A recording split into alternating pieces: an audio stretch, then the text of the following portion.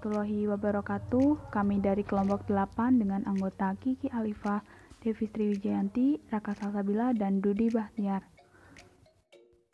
Poin 4.1. Pendahuluan. Apakah yang dimaksud dengan irisan kerucut? Irisan kerucut dapat dipandang sebagai irisan atau penampang antara bidang datar atau disebut juga bidang rata dengan permukaan lengkung kerucut lingkaran tegak. Sekarang kita perhatikan suatu garis G yang melalui titik pusat O 0,0 dan membentuk sudut θ dengan sumbu Y. Dengan θ sudut lancip. Garis G diputar dengan sumbu Y sebagai sumbu putar. Maka kita dapatkan permukaan lengkung yang disebut permukaan lengkung kerucut lingkaran tegak, tanpa daerah lingkaran atas dan lingkaran bawah.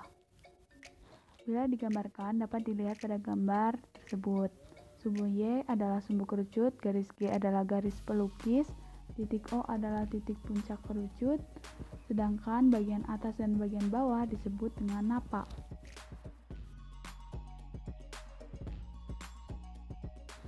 Ada beberapa macam irisan dari bidang dengan permukaan lengkung kerucut lingkaran tegak.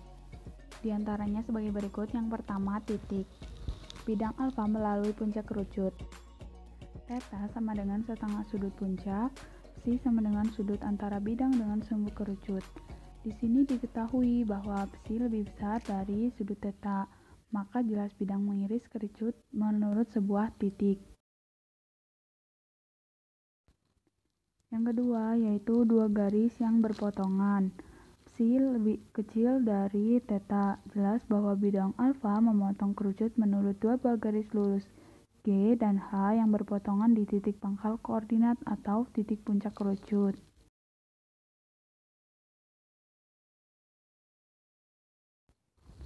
Yang ketiga, garis atau bidang yang menyinggung garis pelukis. Bila bidang alfa berputar menurut garis G pada gambar, maka garis H semakin lama semakin mendekati garis G. Pada saat bidang alfa menyinggung garis kerucut, tentulah garis G sama dengan garis H. Lihat pada gambar ya.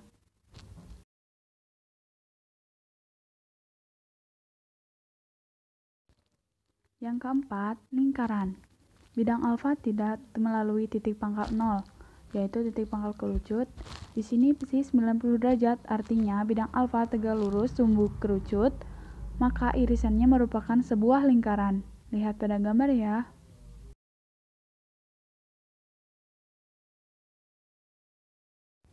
Yang kelima, parabola. Untuk psi sama dengan θ, artinya bidang alfa sejajar sebuah garis pelukis, maka irisannya merupakan sebuah parabola, seperti pada gambar.